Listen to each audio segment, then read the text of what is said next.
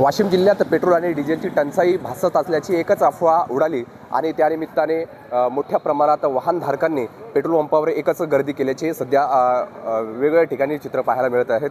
त्यानुसार वाशिम जिल्ह्याच्या रिसोड तालुक्यात येत असलेल्या पिंपरी सरद येथील बळीराजा पेट्रोल पंपावर मोठ्या प्रमाणात वाहन चालकांनी एकच गर्दी केलेली आहे। त्यामुळे येथील जे वितरक आहेत त्यांना शेवटी पोलीस प्रशासनाला बोलवायचं काम पडलेलं आहे, कारण मोठ्या प्रमाणात या ठिकाणी वाहनांच्या रांगा लागलेल्या आहे आणि वाहनधारकांनी एकच गर्दी केलेली आहे।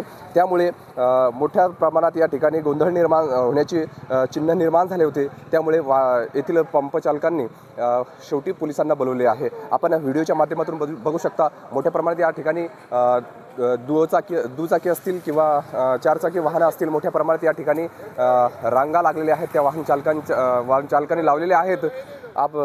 सध्या पेट्रोल आणि डिझेल याची तुटवडा निर्माण झालेल्याचं एकच अफवा या ठिकाणी झालेली आहे। त्यामुळे मोठ्या प्रमाणात जे चालक आहेत त्यांनी पेट्रोल भरण्यासाठी इथे गर्दी केलेली आहे।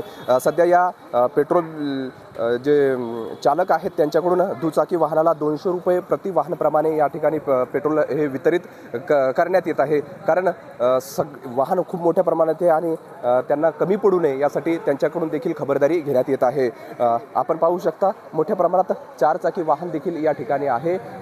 सध्या जे शेतीचा हंगाम देखील सुरू आहे, त्यामुळे जे ट्रॅक्टर आहेत शेतकऱ्यांना मशागतीसाठी महत्त्वाचं जे साधन आहे, त्यासाठी ट्रॅक्टर इथे आणताना बऱ्याच शेतकऱ्यांना परवडत नसल्याचं ते सांगतायत, परंतु या ठिकाणी कॅनीमध्ये त्यांना डिझेल या पंप चालकाकडून देण्यात येत नाही। त्यामुळे त्यांच्यामध्ये देखील नाराजीचं थोडंसं वातावरण पाहायला मिळत आहे।